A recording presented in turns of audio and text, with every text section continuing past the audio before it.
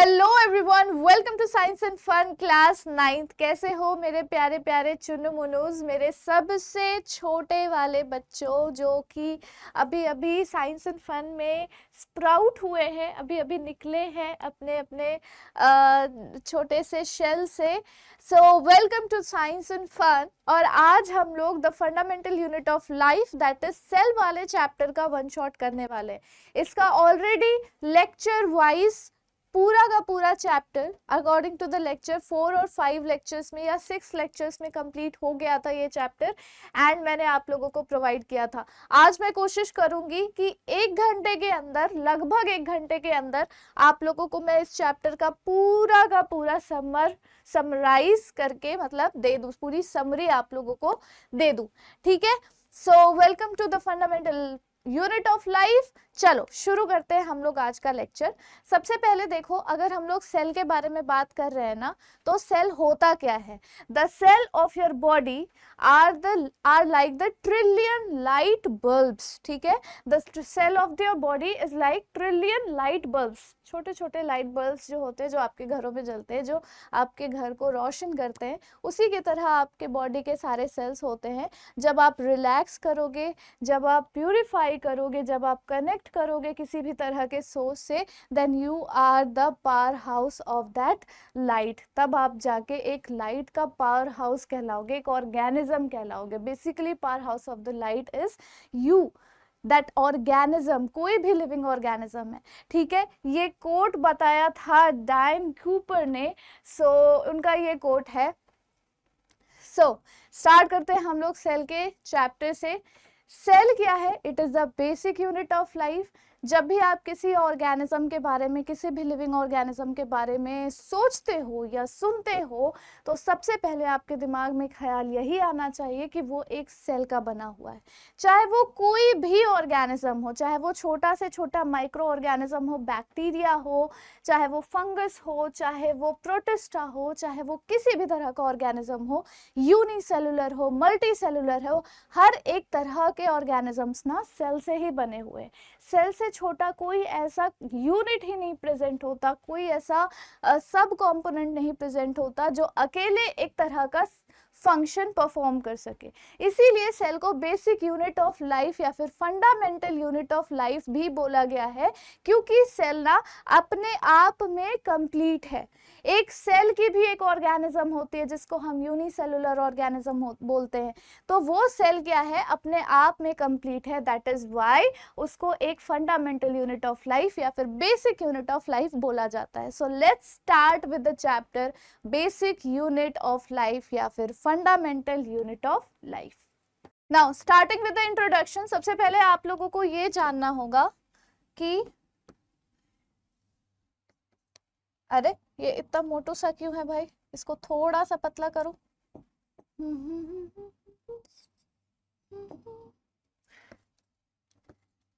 It is the structural and functional unit of life. And what does it mean? कि उससे छोटी कोई entity ही नहीं होती है, उससे छोटा कोई कंपोनेंट ही नहीं होता है। Every living cell has the capacity to perform certain basic functions. Every living cell, every living cell has the capacity to perform certain basic functions. Certain basic functions.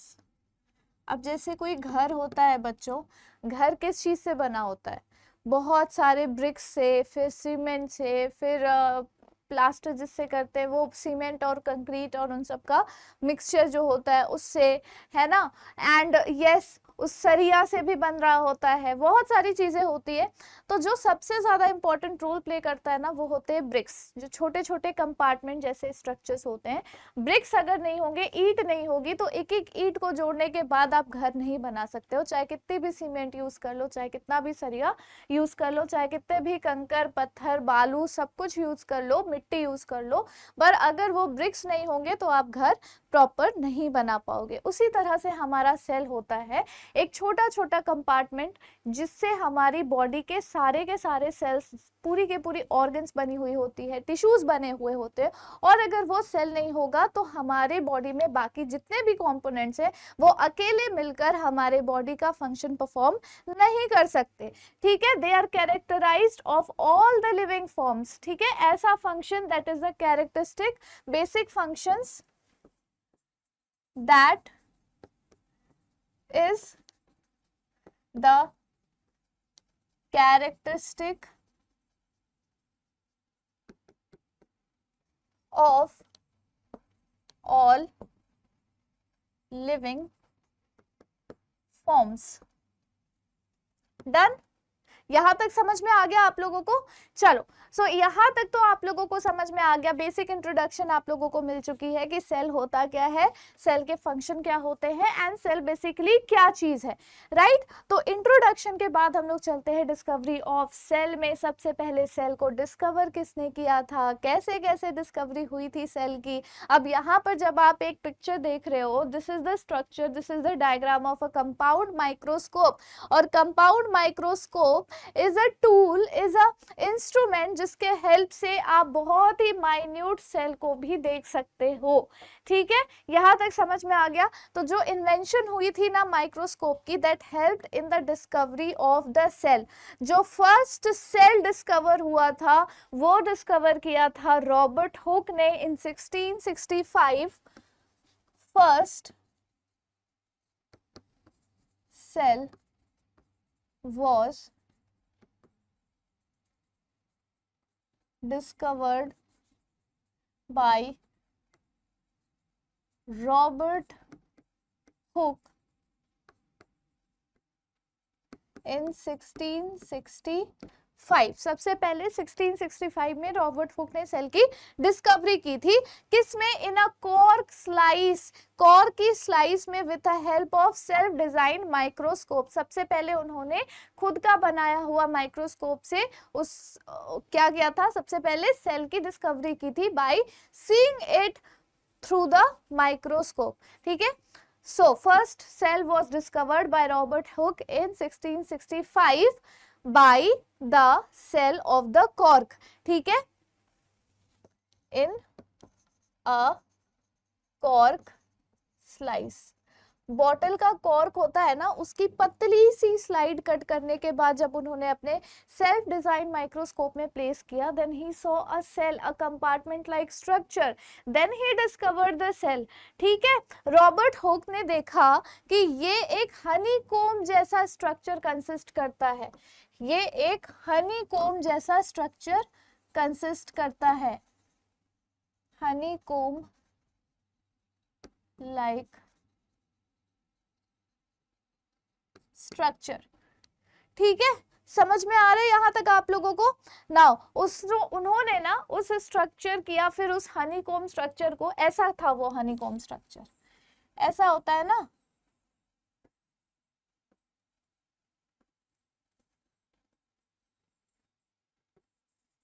ठीक है, ऐसा स्ट्रक्चर था जो उन्होंने ऑब्जर्व किया। तो उसने उसको बोला कि this is a known as compartment. और कंपार्टमेंट क्या है? एक सेल है। सेल का दूसरा मतलब ही होता है कंपार्टमेंट।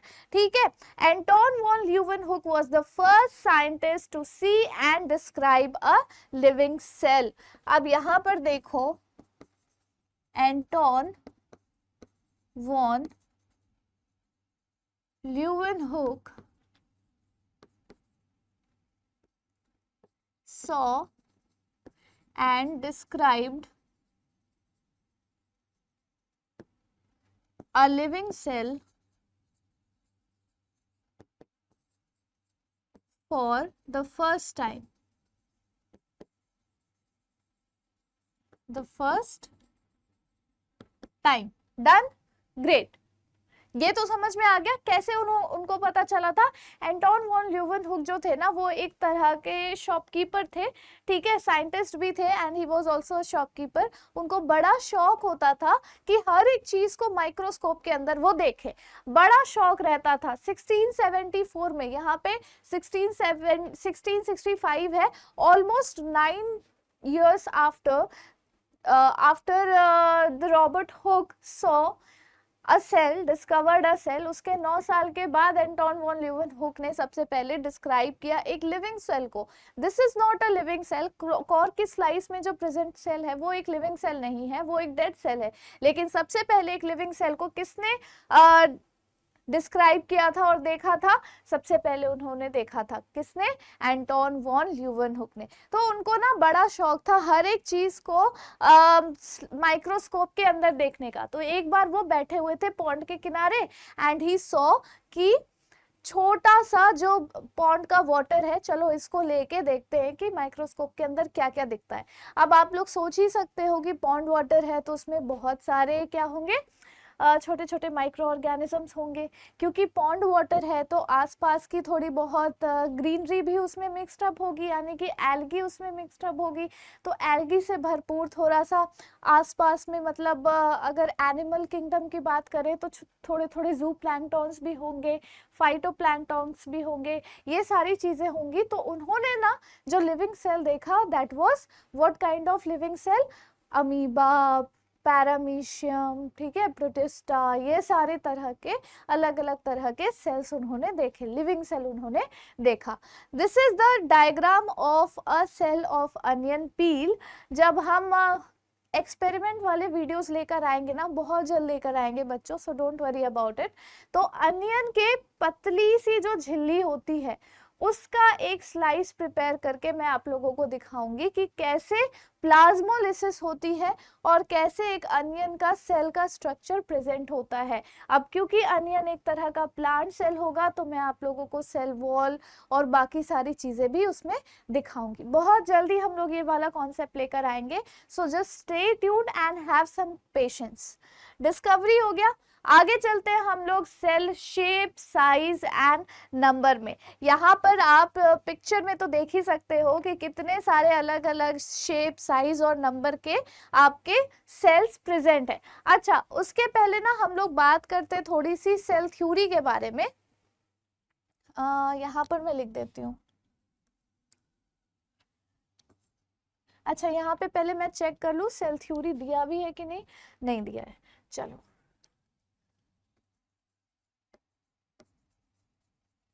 Cell theory, okay. तो दो तरह के साइंटिस्ट थे, स्लिडन एंड श्वान।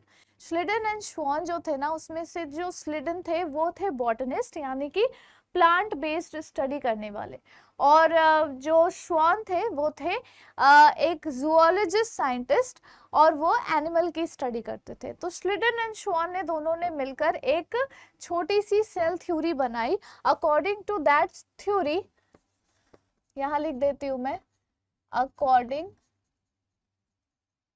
अच्छा एक काम करते हैं, यहाँ पे पहले सेल का शेप, साइज और नंबर डिस्कस करते हैं। सेल थ्योरी हम लोग अगले स्लाइड को ऐड करके समझ लेंगे, ठीक है, ये चलेगा। चलो, तो देखो अलग अलग ऑर्गेनिजम्स में ना अलग अलग डिफरेंट शेप और काइंड के सेल्स प्रेजेंट होते हैं।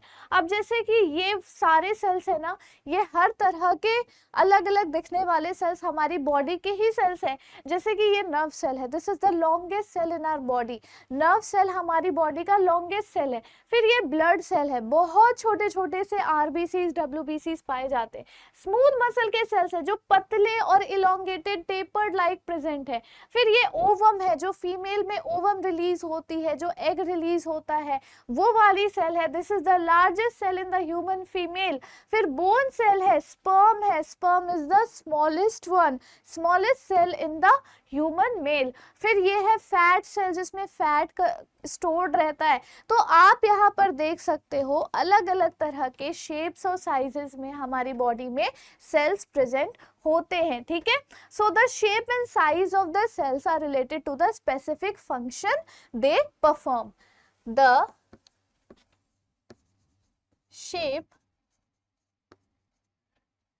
and sizes of the cell are according to the different functions they perform. Done? इतना समझ में आ गया आप लोगों को? चले आगे चले. नाउ साइज जो है ना, अलग अलग तरह की साइज पाई जा सकती है. जैसे कि एरिथ्रोसाइट है, this is the blood cell. यहाँ पर मैं लिख देती हूँ. तो ब्लड सेल की जो साइज होती है ना, कहाँ गया, आजा भाई. अच्छा इधर नहीं आ सकता, ओके एक सेकेंड. ठीक है, जो ये ब्लड सेल्स है ना, तो ब्लड सेल्स यानी कि एरिथ्रोसाइट्स की जो साइज होती है वो होती है अराउंड 7 to 8 माइक्रोन. बहुत ही ज्यादा छोटी, 10 to the power -6. अगर आप लोगों को थोड़ी बहुत मैथ्स आती होगी, थोड़ी बहुत फिजिक्स अगर आप लोगों को आती होगी, तो अगर हम oocyte की बात करें, ओवम की बात करें, तो इट इज अराउंड 120 माइक्रोन. ठीक है, 120 micron. Mycoplasma, that is the smallest living cell so far known, has only 0.1 micron of size. Mycoplasma,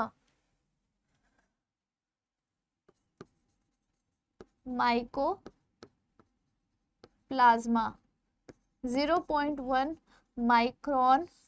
This is smallest living cell so far known. ठीक है, तो मेजॉरिटी जो सेल्स होती है ना human में, human cell size ranges between 1 to 100 micron. ठीक है, तो अलग अलग शेप्स, साइजेस के और नंबर में पाए जाते हैं हमारे सेल्स. अब अगर हम नंबर की बात करें, तो नंबर में आ जाएगा दो तरह के सेल्स, दैट इज यूनिसेलुलर और मल्टीसेलुलर. अगर हम सिर्फ नंबर की बात करें तो दो तरह के ऑर्गेनिजम्स आ जाएंगे. कौन कौन से? नंबर 1 यूनिसेलुलर,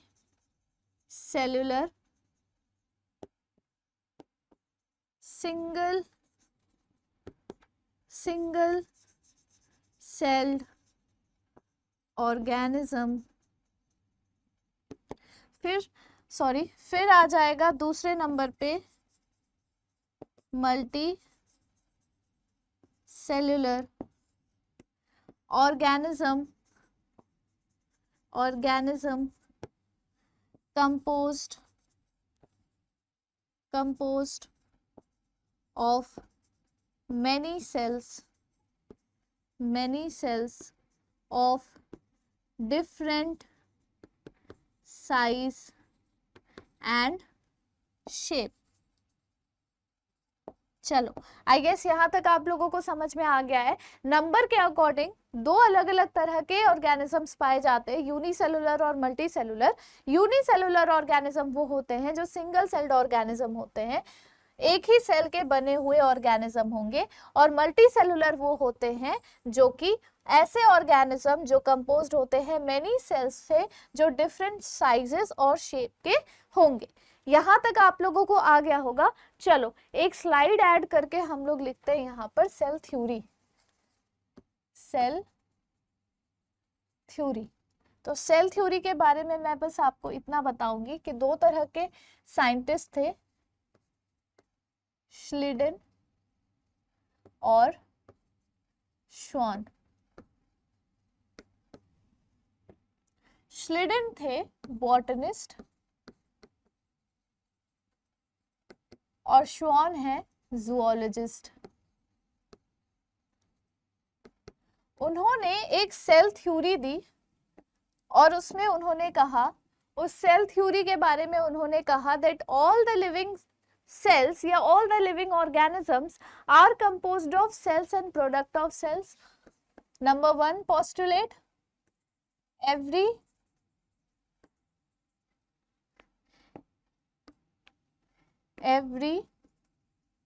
living organism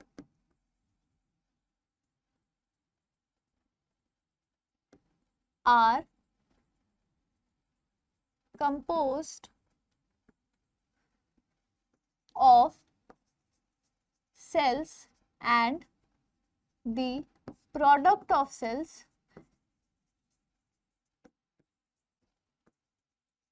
ठीक है। और नंबर टू पोस्टुलेट क्या था? टू पोस्टुलेट था कि all cells arise from the pre existing cells, all the cells arise from pre-existing cells। ठीक है, यहां तक समझ में आ गया। रुडोल्फ वर्शो, क्या लिख रही हूं मैं,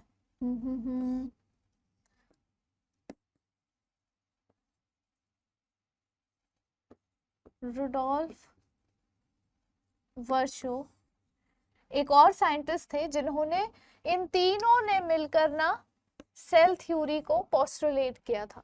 ठीक है, फर्स्ट और सेकंड दो सेंटेंस बस आप लोगों को याद रखने हैं। सबसे पहला कि all the living organisms are composed of cells and their products, और दूसरा all the cells arise from the pre existing cells. That's it, यही है सेल थ्योरी, और ये बहुत बारी क्वेश्चन में पूछा जाता है, तो इसको आप लोगों को बिल्कुल भी नहीं भूलना है, इसको आपको भूलना ही नहीं है बिल्कुल भी। अब हम बात करेंगे बच्चों पहले सेल ऑर्गेनेल की, दैट इज सेल वॉल।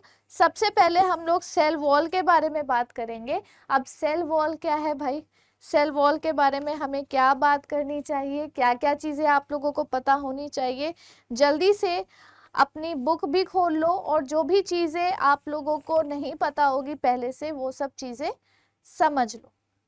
ठीक है, सबसे पहली बात, इट इज प्रेजेंट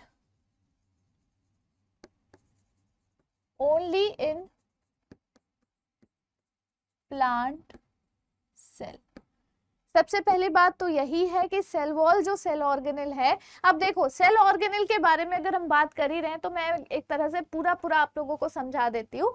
हर एक सेल ना बहुत सारे अलग अलग तरह के सेल ऑर्गेनेल से बना हुआ होता है, लेकिन ऐसा होता है कि वो हर सेल ऑर्गेनेल बिना सेल के मौजूदगी में, बिना सेल के प्रेजेंस में कुछ भी अकेले परफॉर्म नहीं कर सकता, इसीलिए उसको सेल के अंदर होने की ही जरूरत है। दैट इज वाई सेल जो है हमारा बेसिक और फंडामेंटल यूनिट है लाइफ का। अगर ऐसा होता कि सेल के अंदर इतने सारे सेल ऑर्गेनेल्स है और हर तरह के सेल ऑर्गेनेल अपना अपना फंक्शन अकेले परफॉर्म कर सकते हैं, सेल हो चाहे ना हो, तो फिर कोई बात ही नहीं होती, फिर हम कभी भी उसको फंडामेंटल यूनिट ऑफ लाइफ नहीं बोलते। लेकिन यहाँ पर सेल के अंदर इन सबको होने की जरूरत है।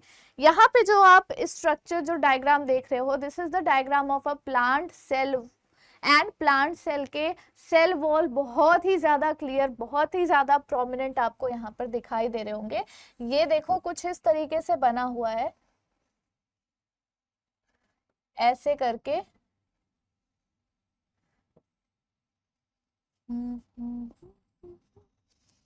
ठीक है, ऐसा करके कुछ बना हुआ है, और यहाँ पर आप एक ऐसी करके लाइनिंग देख पा रहे हो।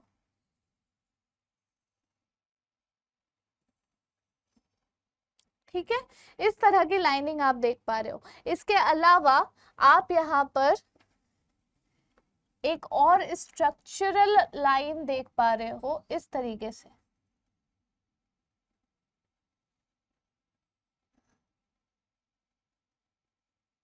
ऐसे करके, है ना। अभी सारी चीजें एक एक करके मैं समझाती हूँ।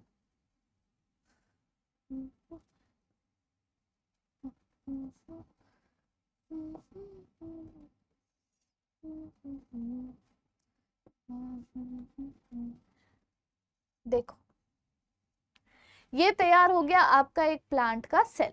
अब मैं बताती हूँ सेल वॉल क्या है। ये है आपके प्लांट सेल का सेल वॉल, काफी ज्यादा rigid, composed of cellulose, composed of cellulose। ये वाला पोर्शन जो डार्क ग्रीन वाला है इसे कहते हैं मिडिल लैमेली, मिडिल लैमेली। ठीक है, सेल वॉल समझ में आ गया, काफी ज्यादा रिजिड है, कंपोज्ड ऑफ सेलुलोज है। बीच वाला जो स्ट्रक्चर देख रहे हो that is known as middle lamellae. ठीक है, अब देखो बैक्टीरिया में जिस तरह का सेल वॉल पाया जाता है वो बना होता है पेप्टाइडोग्लैंड से। Cell wall of bacteria made up of peptidoglycan. Cell wall of fungi या fungus is made up of chitin. Cell wall of plants is made up of cellulose, जो कि एक तरह का पॉलीसैकेराइड है। ठीक है, यहां तक समझ में आ रहा है आप लोगों को? अब देखो मिडिल लैमेली जो है ना वो हर एक दूसरे सेल के बीच का एक मिडिल लेयर है। अब आपको लग रहा होगा कि बाहर वाले लेयर को ही हम सिर्फ सेल वॉल बोलते होंगे, ऐसा नहीं है। देखिए ये वाली जो सेल है ये फिर एक अलग सेल है, ये वाली फिर एक अलग सेल है। ठीक है, ये मान लो एक अलग सेल है और ये वाली एक अलग सेल है। उन सब के बीच में अब जैसे कि मान लो ये इस सेल का सेल वॉल है, ये इस सेल का सेल वॉल है। रुको, गलत हो गया, ये मैं कहाँ ही बना रही हूँ, रुको रुको रुको रुको, थोड़ा सा गलत गया है, वो मेरी गलती है, रुक जाइए। ठीक है, यहाँ तक समझ में आया? अब देखो ये इसका इस वाले सेल का सेल वॉल है, ये भी एक सेल वॉल है, ये भी एक सेल वॉल है, ये सब सेल वॉल हैं। जो लाइट ग्रीन कलर का, चमकीले ग्रीन कलर का आपको दिख रहा है that is the cell wall of the plant cell. जो बीच में डार्क ग्रीन कलर का पोर्शन दिख रहा है दैट इज मिडिल लैमेली। और मिडिल लैमेली हर एक सेल के बीच का सीमेंटिंग पोर्शन होता है, एडजेसेंट लेयर होती है जो एक सेल को दूसरे सेल के साथ कनेक्ट करके रखता है। किस चीज से बनेगा? कैल्शियम और मैग्नीशियम पैक्टेट से बनेगा। मैग्नीशियम एंड कैल्शियम पैक्टेट की बनी होती है मिडिल लैमेली। क्या काम होता है इसका? फंक्शंस क्या होते हैं सेल वॉल के? एक बार इसको ऐड कर देंगे स्लाइड को यहाँ पर। What is the function of cell wall?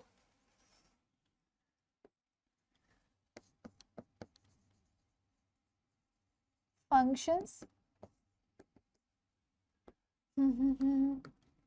सबसे पहले सेल वॉल का काम होता है to maintain a definite shape of the cell. सबसे पहला काम होता है, रुको,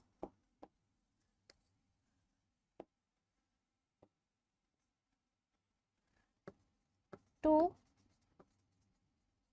maintain a definite shape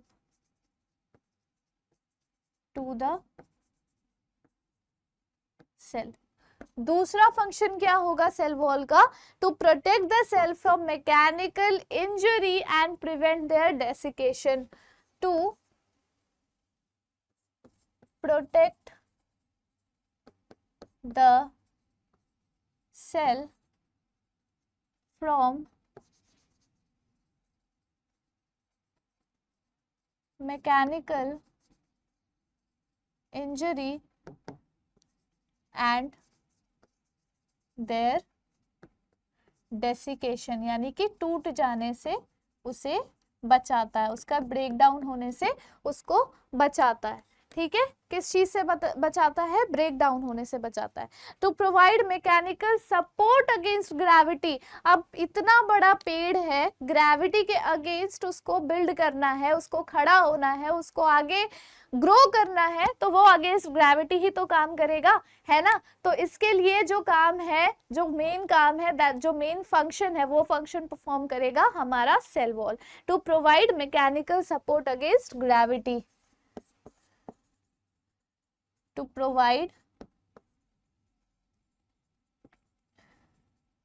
mechanical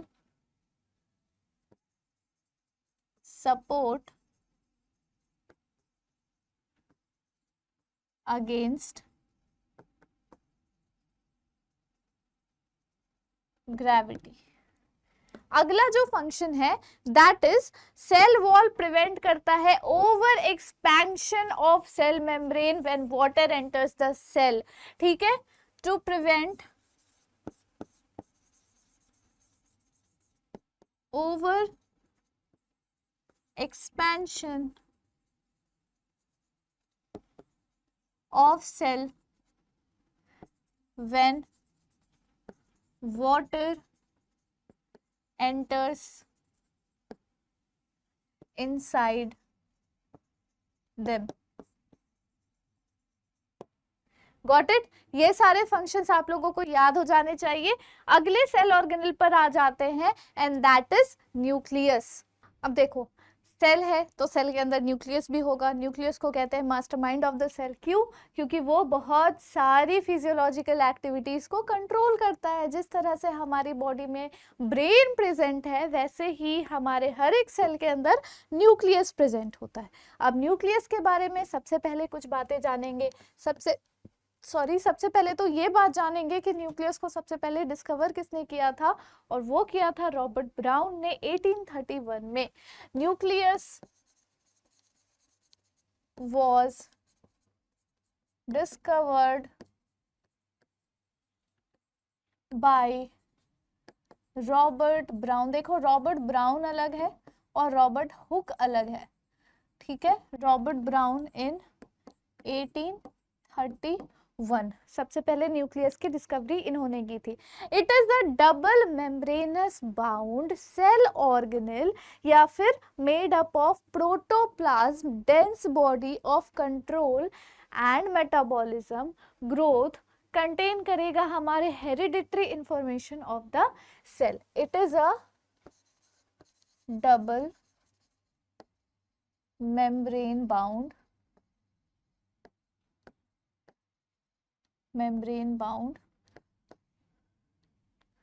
dense लिखना चाहिए ना यहाँ पे, डेंस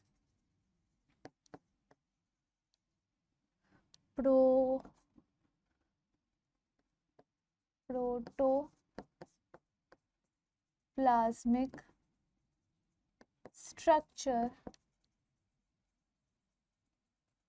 क्या क्या चीजें कंट्रोल कर रहा है ये कंट्रोल कर रहा है हमारे मेटाबॉलिज्म को, हमारे ग्रोथ को, और हमारी हेरिडिटरी इंफॉर्मेशन को भी कंटेन कर रहा है। ठीक है, bound dense protoplasmic structure controls metabolism, growth and are hereditary information. Hereditary information का क्या मतलब हुआ? हमारे बॉडी में जो डीएनए वगैरह पाए जाते हैं ना, वो न्यूक्लियस के अंदर ही पाए जाते हैं।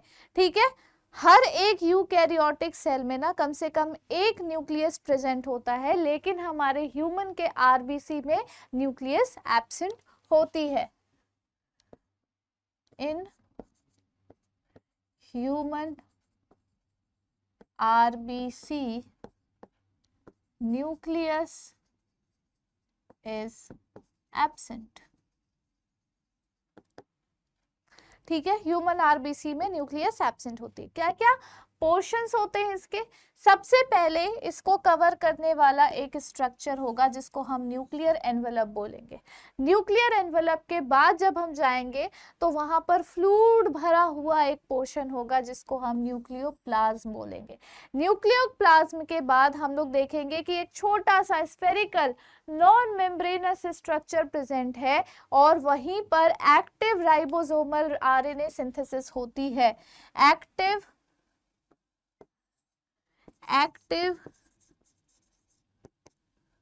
राइबोसोमल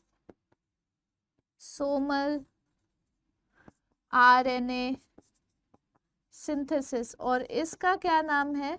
इसका नाम है बच्चों न्यूक्लियोलस। इसका क्या नाम है? न्यूक्लियोलस नाम है। ठीक है, फिर न्यूक्लियर मेम्ब्रेन के बाहर छोटे छोटे पोर्स प्रेजेंट होते हैं और उन पोर्स का क्या काम होता है कि कोई भी मटेरियल को रेगुलेट कर सके टू गो और इनसाइड द सेल या फिर न्यूक्लियस। ठीक है, pores to regulate materials inside and outside। ठीक है बच्चों, ये हो गया हमारे न्यूक्लियस के बारे में कुछ इंफॉर्मेशन।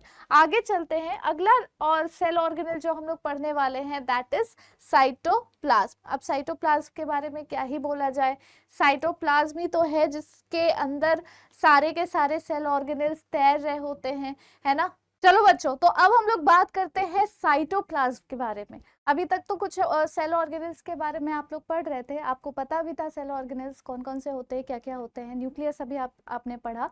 अब आप बताओ कि साइटोप्लाज्म क्या होगा। साइटो का मतलब क्या होता है और प्लाज्म का मतलब क्या होता है। तो सबसे पहले हम लोग इसके नाम का ना संधि विच्छेद करते हैं। सबसे पहले इसके नाम को तोड़ते हैं।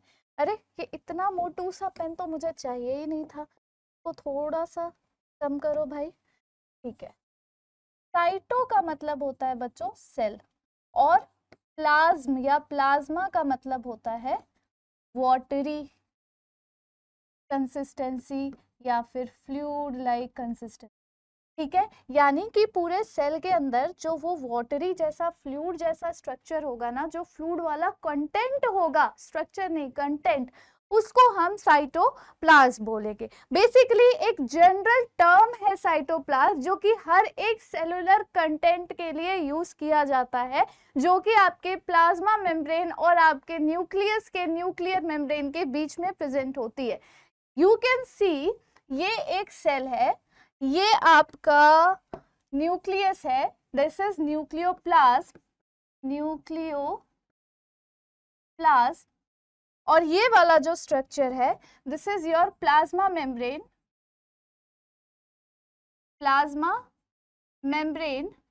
अब इन दोनों के बीच में जितना भी सेलुलर कंटेंट है ना, this is all including in cytoplasm. क्या इंक्लूड कर रहा है? ये साइटोप्लाज्म इंक्लूड कर रहा है। ठीक है, यहां तक समझ में आया।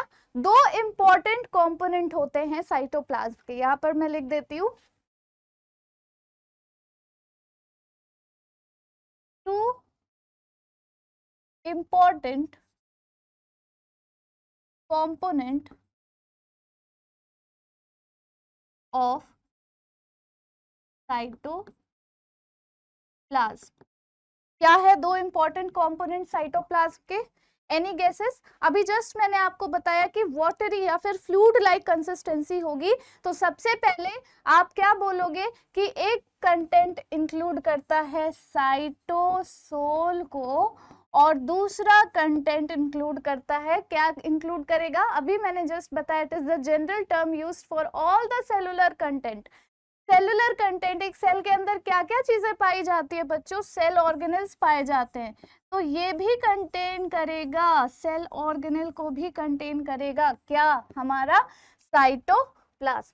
ठीक है, अब साइटोसोल क्या है बच्चों? It is the intracellular fluid, ICF हम इसको बोलेंगे, इंट्रासेलुलर फ्लूइड। हमारे सेल के अंदर जो फ्लूइड पाया जाता है, जो वाटरी लाइक कंसिस्टेंसी पाई जाती है, उसी को हम साइटोसोल कहते हैं।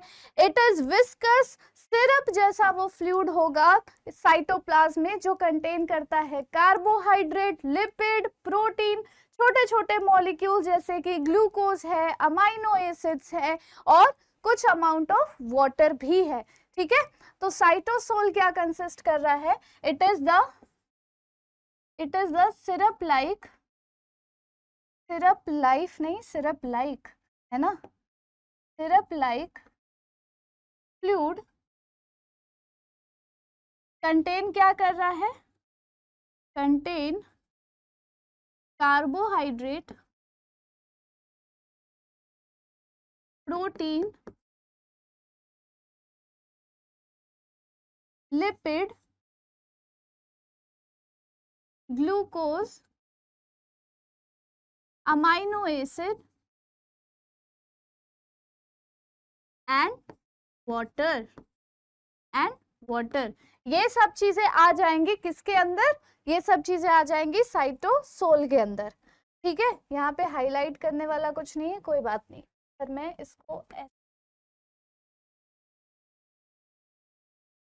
फिर सेल ऑर्गेनेल को ऐसे यहाँ पर डब्बा बना देते। ये समझ में आ रहा है आप लोगों को? अब बताओ सेल ऑर्गेनल्स क्या क्या होंगे। सेल, अच्छा मेन चीज तो मैंने लिखी नहीं साइटोसोल के बारे में, इट इज आईसीएफ को क्या कहते हैं? Intra cellular fluid, intra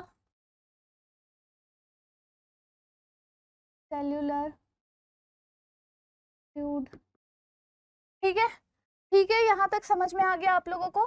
cell organelles क्या क्या है? It is the small structure little organs, इसीलिए इसको ऑर्गेनल बोला जाता है क्योंकि ये ऑर्गन्स की तरह फंक्शंस परफॉर्म करते हैं। जैसे कि मान लो लिवर एक ऑर्गन है, लिवर का काम है डिटॉक्सिफिकेशन करना, तो हमारे सेल के अंदर कुछ ऐसे सेल ऑर्गेनल्स प्रेजेंट होते हैं जिसका काम होता है डिटॉक्सिफिकेशन करना। गोल्जी एप्रेटस फॉर एग्जांपल, गोल्जी एप्रेटस एक छोटा सा सेल ऑर्गेनल है हमारे सेल के अंदर जिसका काम है डिटॉक्सिफिकेशन करना। फिर अब मान लो हमारे बॉडी में कुछ ऐसे ऑर्गन्स भी होंगे जिसका अलग अलग डिफरेंट फंक्शन होगा, वैसे ही हमारे सेल ऑर्गेनल के अंदर, सेल के अंदर जो डिफरेंट सेल ऑर्गेनल्स प्रेजेंट है उनका भी वैसे ही अलग अलग फंक्शन है। अगर माइटोकॉन्ड्रिया की बात करें तो प्रोटीन की सिंथेसिस, एटीपी का जनरेशन, अगर हम स्मूथ एंडोप्लाज्मिक रेटिकुलम की बात करें तो लिपिड का सिंथेसिस करवाना, अगर हम गोल्जी एप्रेटस की बात करें तो प्रोटीन और लिपिड की पैकेजिंग करना, स्टोरेज करना, एंजाइम सिक्रीट करना और बहुत सारे अलग अलग सिक्रीशंस प्रोड्यूस करना, ये सारे काम है। ठीक है, अगर हम प्लास्टिड की बात करें जो कि प्लांट सेल में सिर्फ पाया जाता है तो उसका काम है अलग अलग तरह के पिगमेंट्स रिट्रीव करवाना, अलग अलग तरह के पिगमेंट्स शो कराना हमारे सेल को। अगर मान लो क्लोरोप्लास्ट वाला पिगमेंट है तो वो ग्रीन पिगमेंट शो करेगा, अगर क्रोमोप्लास्ट है तो वो रेड या फिर दूसरे किसी अलग अलग कलर के पिगमेंट को शो करेगा, अगर वो ल्यूकोप्लास्ट है तो वो किसी भी पिगमेंट को शो नहीं करेगा, वो सिर्फ और सिर्फ ऑयल्स और फैट्स की स्टोरेज करेगा। तो अलग अलग तरह के सेल ऑर्गेनल का अलग अलग तरह का रोल होता है बच्चों। ठीक है, that is why they are complex and organised structure within a cell. यहां पर लिखोगे little organs having complex structure with specific function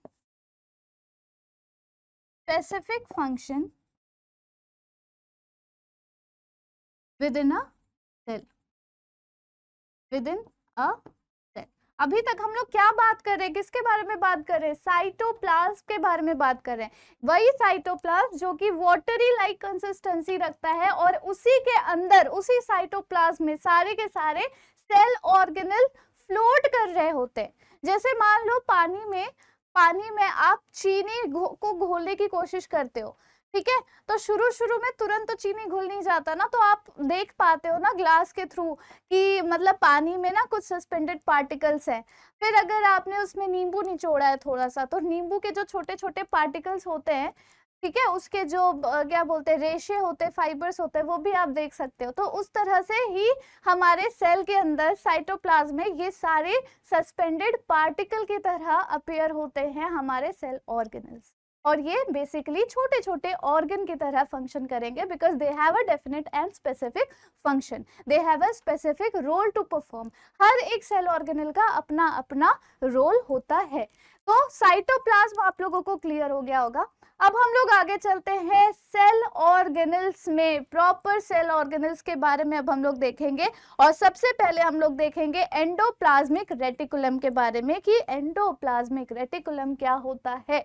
यहाँ पर पिक्चर में आप लोग देख सकते हो कि न्यूक्लियस से बिल्कुल चिपका हुआ, न्यूक्लियोप्लास्ट से बिल्कुल चिपका हुआ सेल ऑर्गेनल जो डिराइव होते हुए निकल रहा है, दैट इज एंडोप्लाज्मिक रेटिकुलम। बहुत ही ज्यादा इनफोल्डिंग्स वाले जो सेल ऑर्गेनल होते हैं, ठीक है, large network of membrane bound tubular structure. It is the large network of membrane bound tubular structure,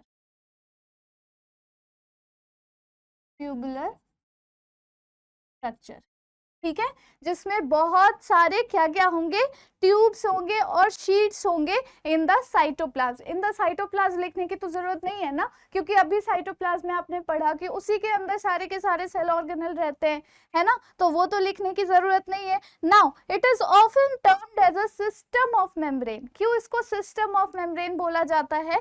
जब आप हायर क्लासेस में जाओगे ना, तो आप लोग पढ़ोगे एंडोमेम्ब्रेन सिस्टम के बारे में कि एंडोमेम्ब्रेन सिस्टम क्या होती है। उसमें कुछ 4 से 5 अलग अलग तरह के ऑर्गेनल्स प्रेजेंट होते हैं उस एंडोमेम्ब्रेन सिस्टम में। So don't make it so complex, उतना कॉम्प्लिकेट करने की जरूरत नहीं है। फिलहाल आप इतना ही जान लो कि एंडोप्लाज्मिक रेटिकुलम को हम एक तरह से सिस्टम ऑफ मेम्ब्रेन की तरह बोल सकते हैं, ठीक है। लंबे लंबे इसमें ट्यूब्स प्रेजेंट होंगे, जिसको हम क्या कहते हैं, वेसिकल्स कहते हैं। हर एक सेल में प्रेजेंट होता है accept in prokaryotes, present in every cell except in prokaryotes, ठीक है, सब में प्रेजेंट होंगे प्रोकैरियोट्स को छोड़ के। क्या क्या कंपोनेंट्स होते हैं एंडोप्लाज्मिक रेटिकुलम के? बेसिकली 3 कंपोनेंट्स होते हैं। कंपोनेंट्स बेसिकली इसके टोटल 3 कंपोनेंट्स होते हैं। सबसे पहला होता है सिस्टर्ने, फिर होता है वेसिकल, फिर होता है ट्यूब्यूल। सबसे पहला होता है सिस्टर्ने, फिर होता है वेसिकल जो कि बैग लाइक स्ट्रक्चर है, और उसके बाद आ जाता है ट्यूब्यूल्स, ट्यूब्स की तरह जो स्ट्रक्चर्स होते हैं वो। वेसिकल, ट्यूब्यूल्स और सिस्टर्ने। सिस्टर्ने लॉन्ग और फ्लैट जैसी जो स्ट्रक्चर आपको दिख रही होगी उसको हम सिस्टर्ने कहेंगे, और वो बेसिकली प्रोटीन सिंथेसिस के लिए काम होती है। इसका मेन काम होता है प्रोटीन सिंथेसिस करना, ठीक है। वेसिकल क्या है? वेसिकल छोटे छोटे राउंड बैग लाइक स्ट्रक्चर्स होते हैं और स्फेरिकल शेप के होते हैं, और ये सिंथेटिकली एक्टिव सेल्स होते हैं, ठीक है। They are synthetically active cells, synthetically active cells. किसी भी तरह के प्रोडक्ट की सिंथेसिस जब करनी होती है तो उसमें वेसिकल्स का बहुत बड़ा रोल होता है, एक्टिव सेल्स। उसके बाद हम बात करते हैं ट्यूब्यूल्स के बारे में। अब जैसा इसका नाम है वैसा इसका स्ट्रक्चर होगा। ट्यूब्यूल किस तरह के ट्यूब लाइक स्ट्रक्चर्स होंगी, और वो सिस्टर्ने और वेसिकल के साथ कनेक्टेड होती है, connected to cisternae and vesicles. Basically बेटा ट्यूब्यूल्स का पता है क्या काम होता है? अब जैसे अभी मैं आपको ना 2 तरह के एंडोप्लाज्मिक रेटिकुलम के बारे में बताऊंगी क्या, मैं बता ही देती हूँ। इसको एक स्लाइड ऐड कर देते, ठीक है, गोल्जी एपरेटस स्टार्ट करने से पहले। यहाँ पर मैं लिख रही हूँ एंडोप्लाज्मिक एंडोप्लाज्मिक रेटिकुलम, ठीक है। अब यहाँ पर देखो आप ध्यान से, दो तरह के एंडोप्लाज्मिक रेटिकुलम पाए जाते हैं, बेसिक दो तरह के। एक होता है स्मूथ एंडोप्लाज्मिक रेटिकुलम, स्मूथ को रुको, स्मूथ ER लिख रही हूँ, ER का मतलब समझ जाना, एंडोप्लाज्मिक रेटिकुलम होता है। और एक होता है रफ एंडोप्लाज्मिक रेटिकुलम। रफ वाले में ना पता है किस तरह से स्ट्रक्चर्स होती है उसकी, ये मान लो रफ एंडोप्लाज्मिक रेटिकुलम है, तो इसमें ना छोटे छोटे ऐसे बीड्स पाए जाएंगे, ठीक है। और ये छोटे छोटे जो बीड्स पाए जाते हैं ना, ये होते हैं एक्चुअल में राइबोसोम्स। राइबोसोम्स। और राइबोसोम्स का क्या काम होता है? प्रोटीन की सिंथेसिस कराना। रुको दूसरे पेन से लिख।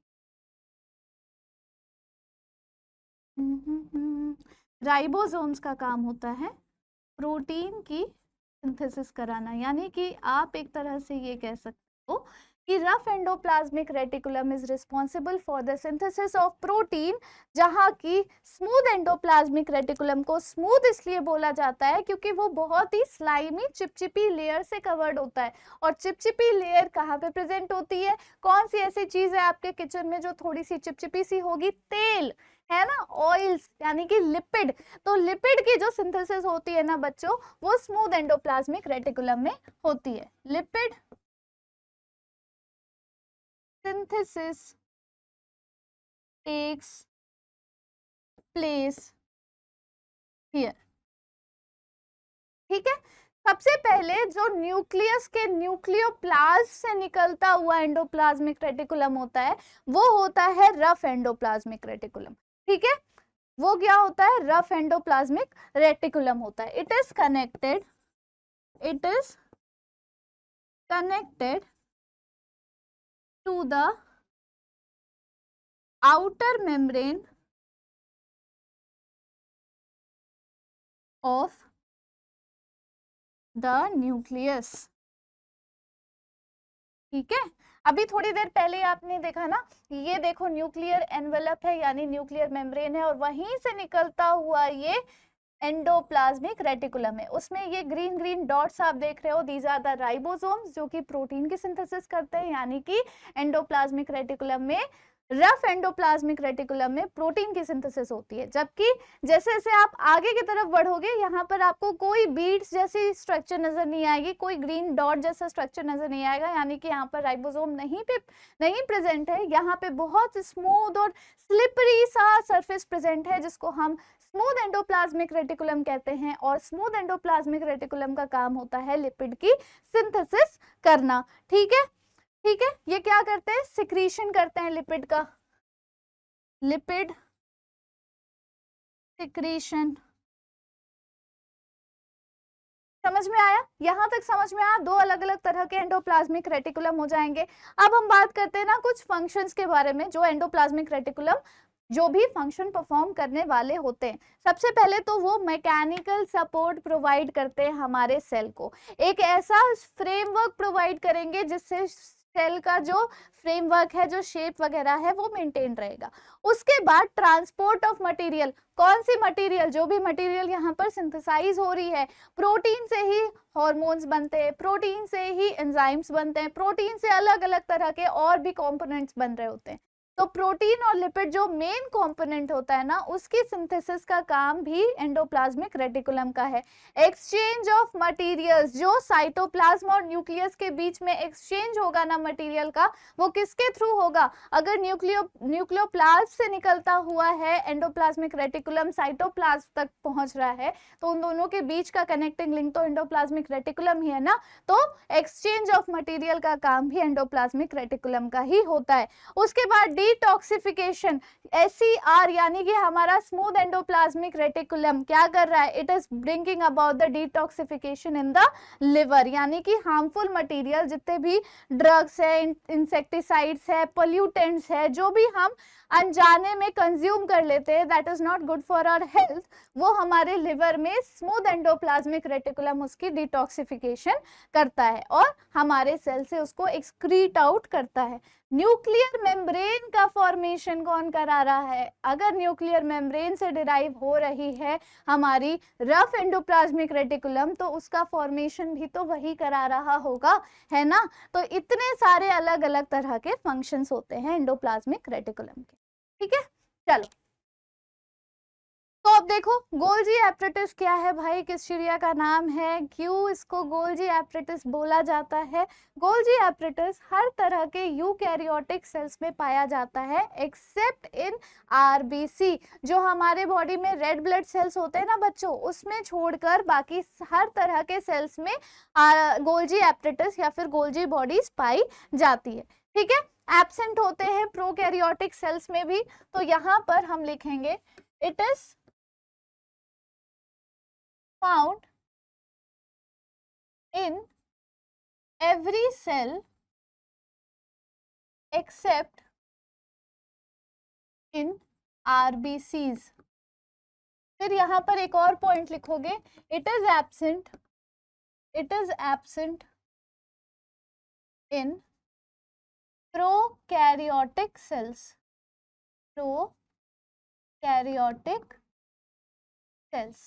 ठीक है। 2 पॉइंट्स हो गए। अब देखो गोल्जी एप्रेटिस को सबसे पहले कैमिलो गोल्जी ने सबसे पहले उसे डिस्कवर किया था 1898 में, तो यहाँ पर हम उनका नाम लिखेंगे, कैमिलो गोल्जी ने इसका नाम दिया था 1898 में, ठीक है, 1898 में, ठीक है। एक जूलॉजिस्ट थे जिन्होंने देखा कि एक group of network like structure है और हमारे नर्व सेल में पाया जा रहा है। बेसिकली इसके 4 पार्ट्स होते हैं। अब कंपोनेंट्स के बारे में अगर हम बात करें, कंपोनेंट्स,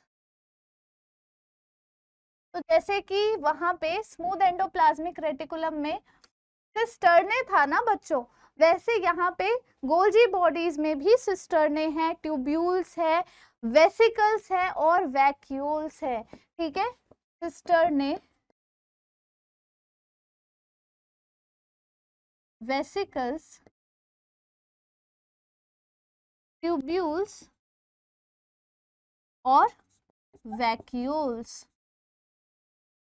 लगभग इन सारे अलग अलग डिफरेंट पार्ट्स का सेम ही फंक्शन है। एक का काम है सिंथेसिस करना मटेरियल का, एक का काम है ट्यूब्स का काम है उसको पहुंचाना एक जगह से दूसरे जगह पे, ठीक है, और एक जो वेसिकल है वो सिंथेटिकली एक्टिव सेल्स है। अब अगर हम वैक्यूल की बात करें तो वो ट्यूब से ही एसोसिएटेड रहते, ट्यूब्यूल से ही वो एसोसिएटेड रहते। क्या है इसका फंक्शन, अब फटाफट से हम लोग इसका फंक्शन देख लें। फंक्शंस, सबसे पहले it helps in storage of materials that are synthesized, storage, modification and packaging of secretory products। Storage, store करेगा, मॉडिफिकेशन करेगा, उसको ठीक ठाक करेगा, ठीक है, मॉडिफिकेशन एंड पैकेजिंग, उसकी पैकेजिंग भी करेगा। जैसे फ्लिपकार्ट के पैकेजेस आते हैं, अमेजोन के पैकेजेस आते हैं, मिंत्रा के पैकेजेस आपके घर पे आते हैं, वैसे ही वो पैकेजिंग कहाँ पर हुई, जो सामान आपने मंगाया वो तो बना फैक्ट्री में, दैट इज सिंथेसिस, जो कि हम एंडोप्लाज्मिक रेटिकुलम में पढ़ चुके हैं।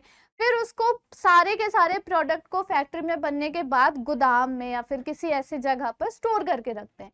तो यहाँ से शुरू हो जाता है गोल्जी एपरेटस का काम। स्टोरेज मॉडिफिकेशन किया जाता है, देखा जाता है कि जितना भी प्रोडक्ट बना उसमें से कोई डिफेक्टिव आइटम तो नहीं है, जो भी डिफेक्टिव आइटम होगी उसको हटा दिया जाएगा, जो सबसे अच्छा प्रोडक्ट होगा एकदम परफेक्ट होगा उसको रखा जाएगा, यानी मॉडिफिकेशन करना, ये भी गोल्जी एपरेटस का काम है। एंड देन पैकेजिंग करना, जितने भी अच्छे अच्छे प्रोडक्ट्स हैं, परफेक्ट हैं, मतलब बिल्कुल नो डिफेक्ट वाले, उन सब की पैकेजिंग करो। फ्लिपकार्ट का पूरा वो पॉलिथीन वगैरह सब कुछ लगाओ, सारा पैकेट वैकेट अच्छे से तैयार करो एंड देन उसकी डिलीवरी करवा दो, है ना।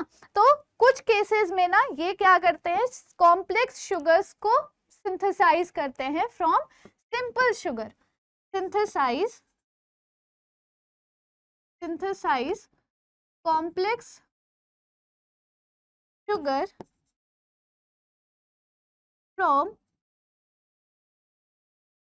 Simple sugar. ठीक है, ये हो गया, कॉम्प्लेक्स शुगर को सिंथेसाइज किया गया सिंपल शुगर से, ये समझ में आ गया। फिर cell wall, plasma membrane, lysosome, इन सब के फॉर्मेशन में भी एक बहुत बड़ा रोल प्ले करता है गोल्जी एपरेटस। ठीक है, किस किस चीजों की सिंथेसिस करने में, किस किस चीजों का फॉर्मेशन करवाने में, सेल वॉल का फॉर्मेशन करवाएगा, प्लाज्मा मेम्ब्रेन का फॉर्मेशन करवाएगा, लाइसोसोम का फॉर्मेशन करवाएगा। Formation of cell wall, plasma membrane and lyso। ठीक है, लाइसोसोम्स अभी आप लोगों को नहीं पता होगा कि क्या होता है, तो चलो आओ हम लोग वो भी पढ़ लेते हैं कि लाइसोसोम क्या होता है। ठीक है, चलो, लाइसोसोम क्या है, सैक लाइक ग्रैन्यूल्स है, सबसे मजेदार सेल ऑर्गेनल मुझे लगता है, और पता नहीं क्यों ये मेरा फेवरेट सेल ऑर्गेनल है। मैं ये हर लेक्चर में बोलती हूँ, चाहे वो 11th का सेल वाला चैप्टर हो, चाहे वो 9th का सेल वाला चैप्टर हो, हर एक लेक्चर में मैं यही बोल रही होती हूँ कि मुझे लाइसोसोम बहुत पसंद है। I don't know why, there is no reason behind it. Lysosome छोटे छोटे सैक लाइक, मतलब थैले की तरह एक छोटे छोटे ऑर्गेनल्स होते हैं जिसमें अलग अलग तरह की डाइजेस्टिव फ्लूइड फिल्ड होती है। ठीक है, सबसे पहले यहाँ पर लिखो small sac like granule present in cytoplasm,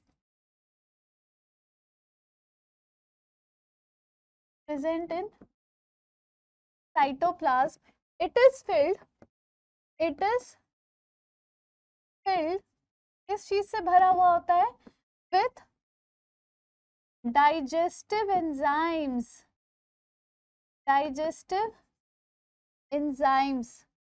या फिर दूसरा नाम हाइड्रोलिटिक एंजाइम्स। किसी भी चीज को, कॉम्प्लेक्स चीज को तोड़कर उसको सिंपल चीज में कन्वर्ट कर देना, that is known as hydrolytic enzyme. ठीक है, तो ये कंटेन करता है, ये single membrane bound cell organelle है।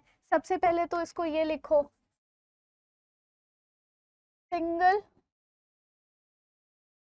मेम्ब्रेन बाउंड सेल ऑर्गेनल है ये। ठीक है, बहुत ही प्यारी ऑर्गेनल है। क्यों ये प्यारी ऑर्गेनल है मैं अभी आप लोगों को बताती हूँ।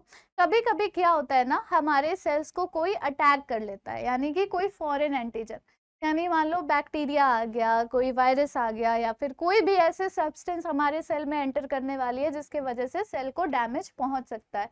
तो जब वो चीज सेंस हो जाती है ना कि सेल अब खतरे में है और इस चीज का इन्फेक्शन एक सेल से दूसरे सेल में हो सकता है, तो उस सेल का जो लाइसोसोम है ना वो बर्स्ट हो जाता है, अपने आप को बर्स्ट करवा देता है, और जो भी उसके अंदर पावरफुल डाइजेस्टिव एंजाइम्स प्रेजेंट है, फ्लूइड प्रेजेंट है, वो पूरे सेल को ब्रेक करके और उसे डाइजेस्ट कर देते हैं। बेसिकली सेल को ही वो डाइजेस्ट कर चुकी होती है, सेल को ही वो खत्म कर चुकी होती है। That is why it is also known as the suicidal bag of the cell.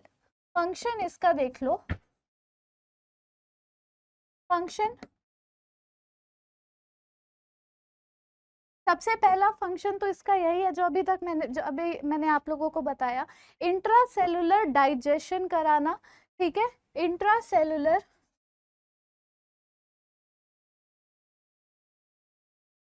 Digestion bye powerful digestive enzymes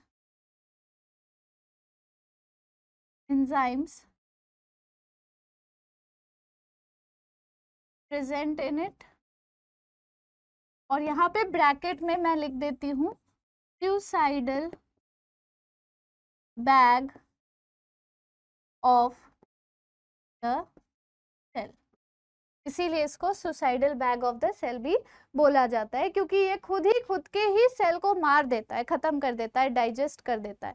it is also helpful in digesting foreign material, older cell and worn out cell, also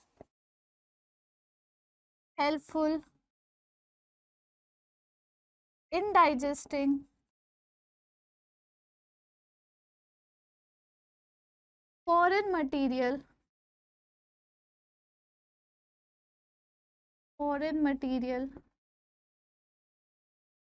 dead cell organelles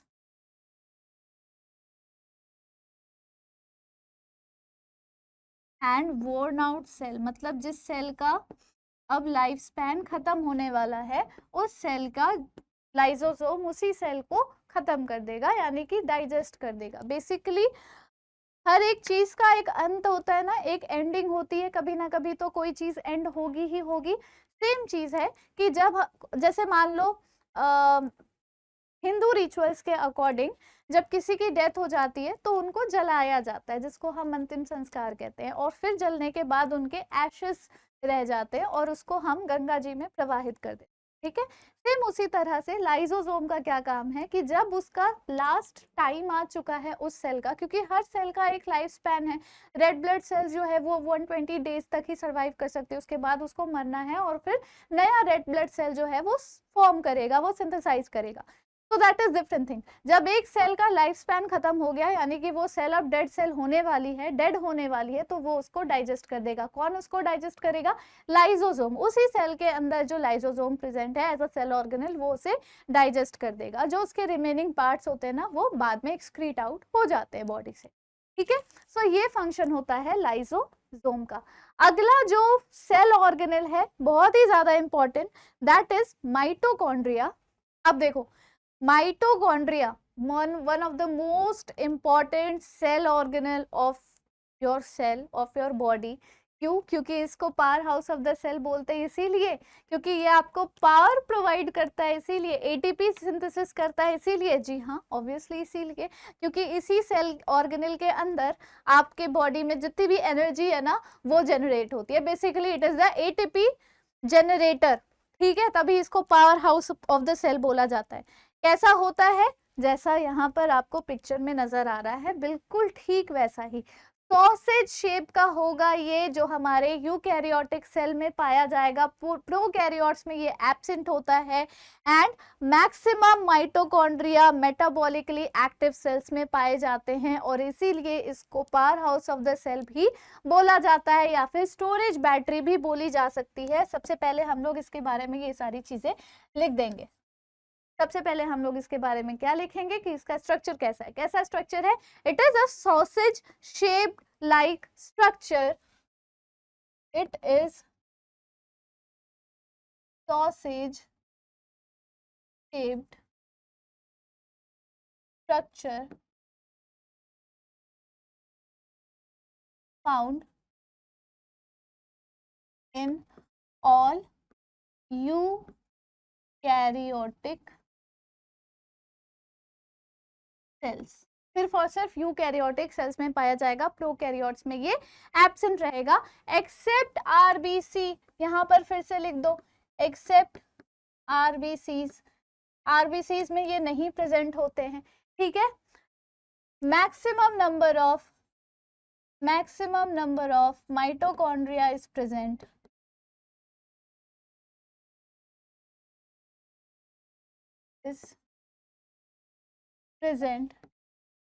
in metabolically active sales. जिस भी cell में metabolism का function perform हो रहा होगा, या फिर cell division होने वाला होगा, या फिर कोई भी एक ऐसा फंक्शन परफॉर्म हो रहा होगा जो कि बहुत ज़्यादा इंपॉर्टेंट है हमारे सेल के फिजियोलॉजी के लिए, उन सेल्स में माइटोकॉन्ड्रिया का नंबर इंक्रीज हो जाता है। नॉर्मल सेल्स में 1 या 2 नंबर पाए जाते हैं, 1 या 2 माइटोकॉन्ड्रिया पाए जाते हैं, लेकिन यूजुअली मेटाबॉलिकली एक्टिव सेल्स में लगभग 19-20 माइटोकॉन्ड्रियाज पाए जाते हैं, क्योंकि उनको ज्यादा एनर्जी की रिक्वायरमेंट है। और एनर्जी कौन प्रोवाइड कर रहा है? यही प्रोवाइड कर रहा है। इट इज ऑल्सो नोन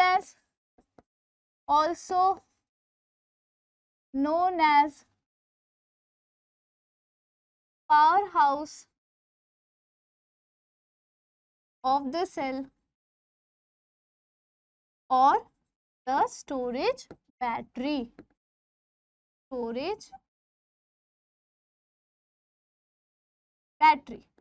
ठीक है, यहां तक क्लियर हो गया आप लोगों को? अब देखो इसके ना कितने पार्ट्स होते हैं। सबसे पहला कंपोनेंट जो होता है इसका,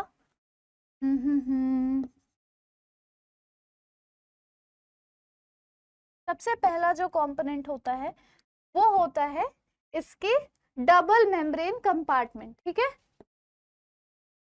डबल मेम्ब्रेनस होगा, डबल मेम्ब्रेन्स।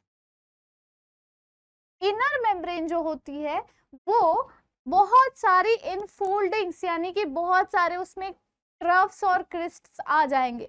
ठीक है, बहुत सारे टर्न्स आ जाएंगे, उसे हम कहते हैं क्रिस्टे। ठीक है, उसको हम कहते हैं क्रिस्टे। देखो क्रिस्टे अलग है, सिस्टर्ने अलग है, तो उसमें कंफ्यूज मत करना। क्रिस्टे के बीच में एक फ्लूइड लाइक स्ट्रक्चर पाया जाता है जिसको हम कहते हैं matrix, it is the fluid like structure, matrix.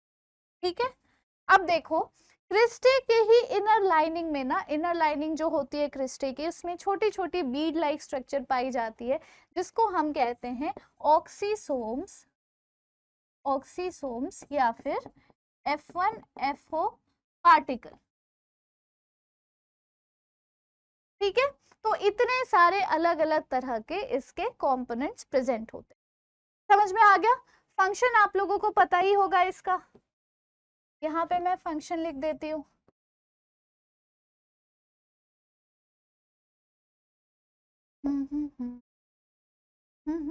Function क्या होगा इसका?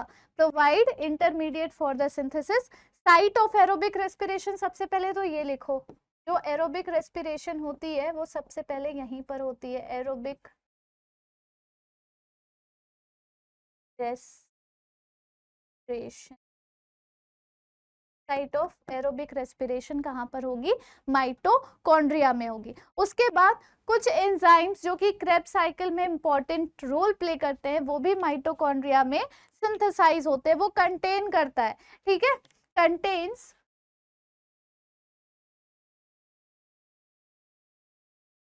एंजाइम्स फॉर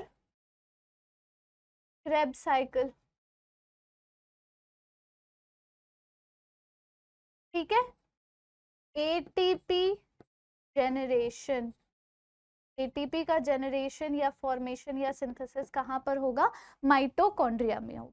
ये सारे उसके फंक्शंस हो गए, बेसिक फंक्शंस जो मोस्ट इंपॉर्टेंट फंक्शंस है। नाउ अब हम लोग बात करेंगे बच्चों प्लास्टिड्स के बारे में। प्लास्टिड्स बहुत ही प्यारा सा सेल ऑर्गेनल, हर एक प्लांट सेल में प्लास्टिड पाया जाता है। It is found in all the plant cells. चलो ठीक है, ये हो गया। It is found in all the plant cells. ठीक है, हर एक प्लांट सेल में ये पाया जाएगा। डबल मेम्ब्रेनस स्ट्रक्चर होती है, discoidal structure. Double membranous discoidal structure मतलब समझ लो कि वॉच ग्लास जैसा देखा है आप लोगों ने, एक तरफ से लगभग ऐसा होता है, ऐसा ऐसा करके। ठीक है, तो उसी को हम कहते हैं double membranous discoidal structure.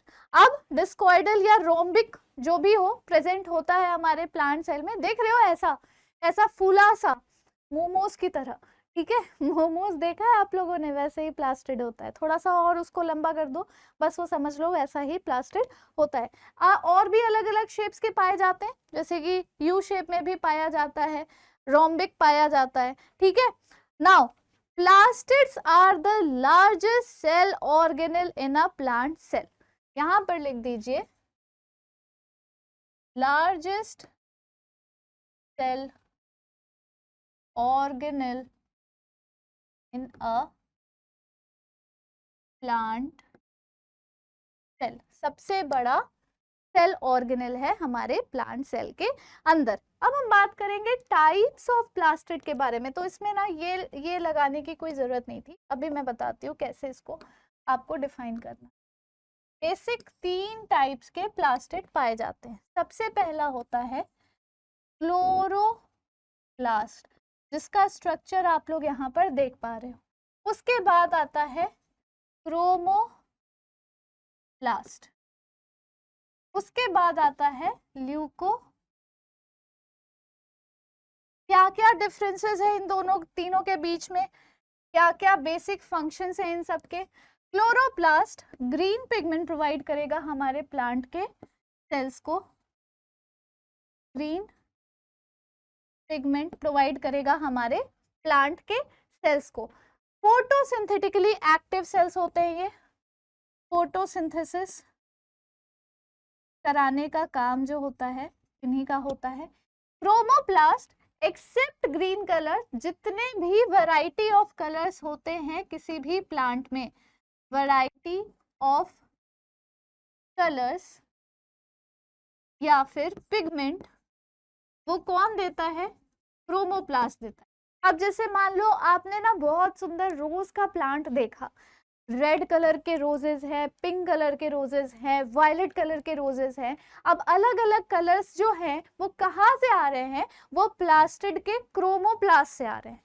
Chloroplast से सिर्फ और सिर्फ ग्रीन पिगमेंट आएगा, जितना भी ग्रीन पार्ट आप देख रहे हो, जितनी भी आप ग्रीनरी देख रहे हो, वो इस वाले पार्ट से आएगा, दिस इज क्लोरोप्लास्ट। लेकिन जितने भी कलरफुल पिगमेंट्स आप देखते हो ना, अलग अलग तरह के फ्लावर्स है, सनफ्लावर इतना ब्राइट येलो कलर है, कौन सा पिगमेंट दे रहा है, carotene pigment. Carotene pigment chromoplast देगा। अब हम बात करते हैं ल्यूकोप्लास्ट के बारे में। ल्यूकोप्लास्ट कोई कलर नहीं देता, ल्यूकोप्लास्ट कोई भी पिगमेंट नहीं देता। ल्यूकोप्लास्ट सिर्फ स्टोरेज का काम करता है, फैट्स एंड ऑयल का स्टोरेज, स्टोरेज ऑफ फैट्स और ऑयल्स, ठीक है। यहां तक समझ में आया। सो this is all about plastids. Hello hello hello hello, चलो तो प्लास्टिड्स खत्म हो गया। अब हम लोग अगले सेल ऑर्गेनेल पे चलते हैं and that is vacuoles. Last cell organelle है, फटाफट से इसको भी देख लीजिए। This is also only found in plant cell, it is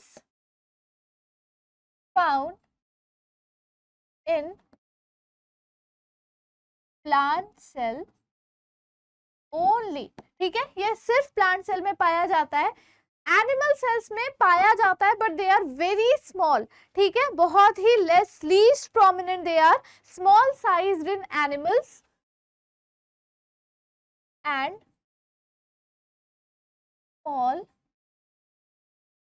sized in animals. अब देखो यहाँ पर अगर आपको पता है कि एनिमल्स में इतने छोटे साइजेस में पाया जा रहा है और सिर्फ प्लांट सेल में इतनी ज्यादा अच्छी कैरेक्टरिस्टिक फीचर है ये वैक्यूल्स की, तो आपको पता होना चाहिए कि प्रोकैरियोट्स में तो कोई मतलब ही नहीं है इसके प्रेजेंस का। प्रोकैरियोट्स में इसका प्रेजेंट होना इज नॉट पॉसिबल, ठीक है। It is a membrane bound space organelle, membrane से बाउंड होने वाली एक ऐसी स्पेस ऑर्गेनेल है जो कि साइटोप्लाज्म में पाई जाती है, ठीक है। It is the membrane bound space found in the cytoplasm. Plasm, जितने भी आपके सेल ऑर्गेनेल हैं, जब मैं साइटोप्लाज्म समझा रही थी तभी आपको समझ जाना चाहिए, जितने भी सेल ऑर्गेनेल के बारे में मैं अभी आपको बताऊंगी वो सारे के सारे आपके साइटोप्लाज्म में ही प्रेजेंट होंगे, ठीक है। So it is the membrane bound space found in the cytoplasm. जो मेम्ब्रेन होती है ना इसकी, the membrane of vacuole is known as tonoplast, ठीक है, is known as tonoplast. Tonoplast बोलते हैं वैक्यूल के चारों तरफ जो मेम्ब्रेन कवर्ड होती है, वैक्यूल को जो कवर करने वाली मेम्ब्रेन होती है उसे हम टोनोप्लास्ट बोलते हैं। नाउ कहाँ कहाँ पे ये पाया जाता है, सबसे पहले आप देखोगे कि जो सबसे स्मॉलेस्ट सेल जिसको हम कहते हैं कि मान लो माइक्रोब्स, माइक्रो ऑर्गेनिज्म, अमीबा में इसका जिक्र आप लोग सुनोगे जब आप क्लास 10th में जाओगे, तब आप लोग देखोगे कि अमीबा में कॉन्ट्रैक्टाइल वैक्यूल नाम का वैक्यूल पाया जाता है, जो कि इस अमीबा का फूड का डाइजेशन करवाएगा, एक्सक्रीशन भी करवाएगा, and it will help to maintain the osmoregulation of amoeba as well, ठीक है। In amoeba contractile vacuole is found. What do you mean by contractile vacuole? जब कोई फूड पार्टिकल अमीबा के आसपास होती है तो अमीबा का स्यूडोपोडिया उसको कैप्चर करने की कोशिश करता है, जैसे ही वो फूड पार्टिकल को कैप्चर कर लेता है वैसे उसकी बॉडी में जो वैक्यूल्स हैं वो बड़े बड़े हो जाते हैं, मतलब कि वो प्रोमिनेंट से हो जाते हैं, वो फंक्शनिंग हो जाते हैं। फिर उसी कॉन्ट्रैक्टाइल वैक्यूल के अंदर फूड का स्टोरेज होगा, वहीं पर उसका डाइजेशन होगा, उसका अब्जॉर्प्शन होगा, एंड फाइनली वो वैक्यूल्स उस डाइजेस्टेड फूड को एक्सक्रीट आउट भी करा देंगे, एंड इमीडिएटली वो बहुत श्रिंक होके बहुत ही नेग्लिजिबल साइज के या फिर वो डिसअपियर से हो जाएंगे। That is why it is also known as contractile vacuole, ठीक है। यहां तक आप लोगों को समझ में आ गया है। बहुत सारे सेल्स में, प्रोटिस्ट में फूड वैक्यूल्स बनते हैं to engulf the food particle, और वही काम यहाँ पर अमीबा में भी होता है। प्रोटिस्टा में बहुत सारे ऐसे प्रोटिस्ट हैं जिसमें वैक्यूल एक फूड वैक्यूल की तरह काम करता है, जो कि फूड का स्टोरेज कराएगा, उसका डाइजेशन कराएगा, उसका अब्जॉर्प्शन कराएगा, एंड देन उसको स्क्रीट आउट करा देगा, एंड देन वो फूड पार्टिकल्स की स्टोरेज के लिए उसके फंक्शनिंग यूज होते हैं। अब देखो इसका मेन फंक्शन क्या है, फटाफट से इसको हम देख लेते हैं एंड खत्म करते हैं हम लोग सारे सेल के ऑर्गेनेल्स के बारे में, फिर हम लोग पढ़ेंगे सेल डिवीजन क्या होती है और कैसे कैसे होती है, ठीक है। सो फंक्शन इसके क्या है, it is the main storing organelle for solid and liquid content, जैसे कि अमाइनो एसिड है, शुगर है, बहुत अलग अलग तरह के एंजाइम्स, ऑर्गेनिक एसिड्स है, प्रोटीन्स है, ठीक है। It is the storing organelle for carbohydrate,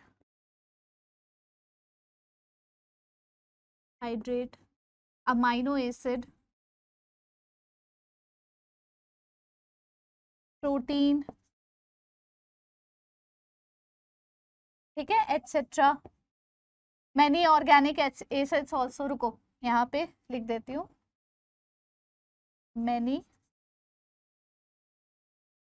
organic acids etcetera, ठीक है। ये एक फंक्शन हो गया। दूसरा फंक्शन क्या है वैक्यूल का, it helps in osmoregulation in plant cell, यानी कि वो एक्सेस वाटर को एक्सपेल करा के और कुछ वाटर को सेल के अंदर रखने के लिए अलाउ करता है, ठीक है। So it helps in osmoregulation, it helps in osmoregulation of plant cell, ठीक है। ऑस्मो रेगुलेशन के अलावा ये सेल को रिजिडिटी एंड टर्जिडिटी भी प्रोवाइड करता है, प्रोवाइड्स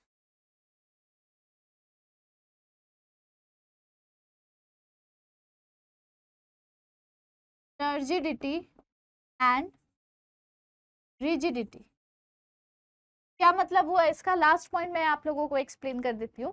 जैसे for example excess of water का अब्जॉर्प्शन हो गया है थ्रू रूट्स। अब सारे के सारे प्लांट सेल में ना पानी भर गया है पूरे अच्छे तरीके से, तो एक्सेस वाटर को तो एक्सपेल आउट करने का काम वैक्यूल का है। वैक्यूल अपने वॉल्यूम को इंक्रीज करा देगा और उसका जो टोनोप्लास्ट है, उसका जो मेम्ब्रेन है, वो उस पानी को बाहर की तरफ एक्सपेल आउट कराने के लिए जो फोर्स, जो प्रेशर प्लांट सेल के सेल वॉल में फ्रॉम इनसाइड टुवर्ड्स आउटसाइड वो प्रेशर एक्सर्ट करता है, उसी को हम टर्जर प्रेशर कहते हैं।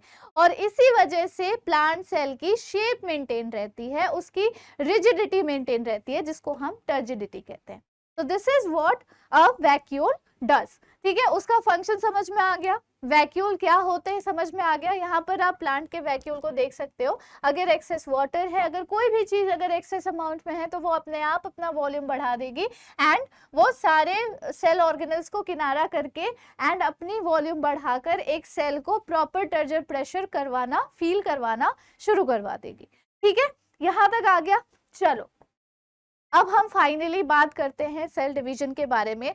देखो बच्चों, इतना जितने भी आप लोगों ने सेल ऑर्गेनल्स पढ़े, ये सारे सेल ऑर्गेनल्स आप लोगों को कवर हो चुके हैं। आप लोगों को पता है सेल के अंदर जो सेल ऑर्गेनल्स प्रेजेंट होते हैं, डिफरेंट सेल ऑर्गेनल का अलग अलग क्या रोल है, क्या फंक्शन है, वो सेल में एक ओवरऑल फिजियोलॉजी कैसे परफॉर्म कर रहे हैं। अगर एक सेल के अंदर से सेल ऑर्गेनल को हटा दिया जाए, किसी भी एक सेल ऑर्गेनल को हटा दिया जाए, तो वो सिंगल सेल ऑर्गेनल केपेबल नहीं होगा सारे के सारे फंक्शंस को परफॉर्म करने के लिए। मैं मानती हूँ कि सेल को फंडामेंटल यूनिट ऑफ लाइफ क्यों बोला जाता है, और शायद अब आप भी मानते होंगे, क्योंकि आपको पता है कि सेल के अंदर प्रेजेंट होने वाले जितने भी सब यूनिट्स है, सब कंपोनेंट्स है, जिसको हम सेल ऑर्गेनल कह रहे हैं, न्यूक्लियस कह रहे हैं, न्यूक्लियोप्लाज्म कह रहे हैं, साइटोप्लाज्म कह रहे हैं, वो सब कुछ इकट्ठे आपस में मिलकर एक पर्टिकुलर फंक्शन परफॉर्म करते हैं, जो कि सेल का फंक्शन होता है। और वो इंडिविजुअली कोई भी फंक्शन परफॉर्म नहीं कर सकते without any other cell organelle. ठीक है, यहाँ तक आप लोगों को सब कुछ समझ में आ चुका है। अब हम लोग फाइनली सेल डिवीजन के बारे में बात करेंगे। सेल डिवीजन क्यों जरूरी है? सबसे पहले तो ग्रोथ के लिए, उसके बाद रिप्रोडक्शन के लिए। वैसे तो दोनों एक ही चीज हो गई, रिप्रोडक्शन होगा तो ग्रोथ भी हो जाएगी, पर अगर अलग अलग टर्म्स में देखें तो ग्रोथ यानी कि सेल का आगे बढ़ना, सेल की जो पूरी लाइफ स्पैन है वो जब बढ़ेगी तो वो अपना एक फिजियोलॉजी परफॉर्म करेगी, अपना एक फंक्शन परफॉर्म करेगी। फिर सेल जब डिवाइड होगा, एक सेल से 2 सेल बनेंगे, 2 से 4, 4 से 8 बनेंगे, तो धीरे धीरे ग्रोथ भी बढ़ती चली जाएगी। अब हमारे बॉडी में रोज मिलियंस ऑफ सेल्स डेड हो जाते हैं and millions of cells reborn भी होते हैं थ्रू सेल डिवीजन, और हमें ये इस चीज का बिल्कुल भी अंदाजा नहीं लगता। क्यों नहीं लगता? क्योंकि एक सेल से 2 सेल बन रहे हैं, उन 2 सेल में अगर एक सेल डेड भी हो जा रहा है तो वो कंटिन्यूटी मेंटेन हो जाती है। और इसी वजह से जब हम लार्जर पिक्चर में देखते हैं, जब हम लार्जर पर्सपेक्टिव से देखते हैं इस चीज को, तो सेल डिवीजन होना इतना ज्यादा जरूरी है ताकि हम अपनी स्पीशीज की एग्जिस्टेंस को कंटिन्यू करा सके। It is Indeed important for all the living organism. जितने भी लिविंग ऑर्गेनिज्म है, चाहे वो माइन्यूट माइक्रो ऑर्गेनिजम्स हो, चाहे वो लार्ज एनिमल्स हो, या फिर लार्ज ट्रीज हो, या कुछ भी हो, जितने भी लिविंग ऑर्गेनिजम्स है उन सब में सेल डिवीजन होना बहुत ही ज्यादा क्रूशियल है। तो जितने भी सेल्स है ना, they reproduce by cell division, they reproduce by cell division. वो रिप्रोड्यूस करेंगे सेल डिवीजन के through by forming 2 daughter cells. एक सेल से यहाँ पर एक सेल से 2 सेल बन जाते हैं and they are collectively known as daughter cells, they are collectively known as daughter sales.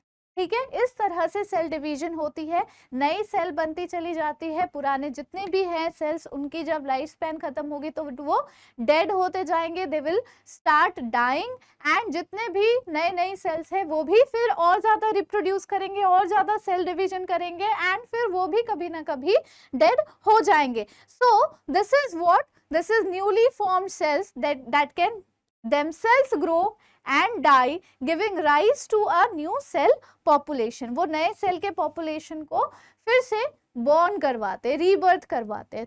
So the process by which new cells are made by the older cells are termed as cell division. The process by which new cells are made is called cell division. The process by which new cells are made is called cell division. ठीक है, नई cell का बनना, cell division हो जाना. ठीक है, types. अब देखो टाइप्स कितने हैं, सेल डिवीजन के कितने टाइप्स होते हैं. there are basic 2 types of cell division. Types of cell division. 2 basic types. सबसे पहला माइटोसिस, दूसरा मियोसिस. अब इसके बारे में मैं कुछ चीजें पहले आप लोगों को वर्बली समझा देती हूँ, उसके बाद मैं लिख के भी आप लोगों को समझा दूंगी. सबसे पहले माइटोसिस जो टर्म था ना, it was given by Fleming. Term given by Fleming. ठीक है, माइटोसिस किस तरह का सेल डिवीजन है, इसमें ना बॉडी सेल्स जितने भी हैं हमारे रिप्रोडक्टिव सेल्स को छोड़कर, उन सेल्स को छोड़कर जो रिप्रोडक्शन में इन्वॉल्व होते हैं, उन सेल को छोड़कर जितने भी बॉडी के सेल्स हैं, सबसे पहले तो उनको बोला जाता है सोमैटिक सेल्स. सोमैटिक सेल्स या फिर बॉडी सेल्स. सिर्फ बॉडी सेल्स में क्या होगा, माइटोसिस होगा, मियोसिस नहीं होगा. माइटोसिस सिर्फ और सिर्फ बॉडी के सेल्स या फिर सोमैटिक सेल्स में ही होते हैं. इसमें क्या होगा, एक सेल डिवाइड होकर 2 डॉटर सेल्स में डिवाइड हो जाती है. 1 cell divide into 2 daughter cells. ठीक है, in this division a cell divide into 2 daughter cells. In this division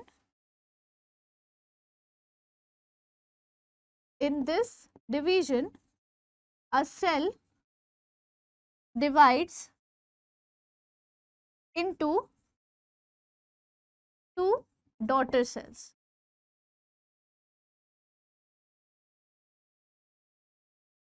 ठीक है, यहां तक समझ में आ गया.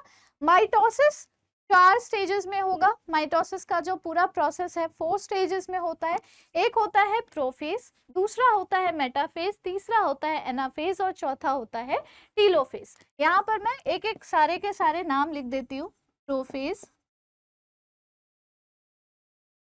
Metaphase, third is anaphase and fourth is telophase. ठीक है, अब हम बात करते हैं थोड़ी बहुत मियोसिस के बारे में. उसके बाद ना मैं आप लोगों को इन फेजेस के बारे में भी थोड़ा बहुत समझा दूंगी.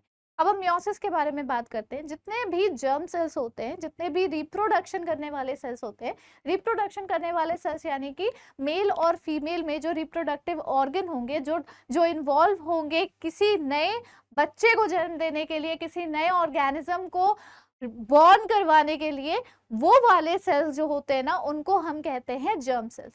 तो first of all this term was proposed by farmer and more. Term was given by Farmer and Moray. Germ cells, germs नहीं, जितने भी जर्म सेल्स होते हैं या फिर रिप्रोडक्टिव सेल्स होते हैं, उनमें मियोसिस होती है. रिप्रोडक्टिव, उनमें मियोसिस होती है. अच्छा, एक और चीज, माइटोसिस में जब डिवीजन होगी ना, सेल डिवीजन होगी, तो आपको पता है कि एक सेल के अंदर न्यूक्लियस प्रेजेंट है, न्यूक्लियस में क्रोमेटिन फाइबर्स है, और वही क्रोमेटिन फाइबर सेल डिवीजन के टाइम पर कंडेंस होकर क्रोमोसोम बन जाते हैं। वो क्रोमोसोम कंटेन करते हैं हमारा जेनेटिक मटेरियल, हमारा सारा जेनेटिक इंफॉर्मेशन जो हम एक जनरेशन से दूसरे जनरेशन कैरी करते हैं। क्रोमोसोम आपको पता होना चाहिए कि क्या होता है, वो शायद मैंने आप लोगों को बता भी रखा है। क्रोमोसोम में टोटल हमारे जितने भी ह्यूमंस है ना, ह्यूमन के हर एक सेल के अंदर 23 पेयर्स ऑफ क्रोमोसोम पाए जाते हैं। पेयर्स है यानी कि नंबर ऑफ 2 है, तो 23 इंटू 2 46 हो गए। टोटल 46 क्रोमोसोम्स ह्यूमन सेल में पाए जाते हैं। तो जब माइटोसिस होती है यानी कि बॉडी के सेल का डिवीजन होता है, यानी कि सोमैटिक सेल में डिवीजन होता है, तो जब एक सेल से 2 सेल बनेंगे तो दोनों सेल में 46 क्रोमोसोम रिटेन हो जाते हैं। क्यों? क्योंकि माइटोसिस के टाइम पर डुप्लीकेशन हो जाती है। डुप्लीकेशन का मतलब कि सिंथेसिस हो जाना, जितने भी क्रोमोसोम्स थे उसका डुप्लीकेशन हो गया। अब वो जब डिवाइड होंगे तो 46 इधर और 46 इधर रिटेन हो जाएगा। लेकिन जब मियोसिस होती है बच्चों, तो वो रिड्यूस कर देता है half the number of chromosome. Germ cell या रिप्रोडक्टिव सेल्स में ना a cell divides to form 4 haploid cells. Haploid diploid का क्या मतलब होता है? डिप्लॉइड यानी कि 2n यानी कि 2 into 23 is equal to 46 chromosome. Haploid का मतलब होता है n यानी कि 1 into 23 is equal to 23 number of chromosome. Half the number of chromosomes are present in the daughter cells when meiosis cell division takes place. A cell divides to form 4 haploid cells, 4 haploid daughter cells होगा यहाँ पर, ठीक है? 4 haploid daughter cells, ठीक है? ये एक cell है, 4 डॉटर सेल्स बन गए, चारों के पास 23 नंबर ऑफ क्रोमोसोम्स है। They are n number of chrome, ठीक है?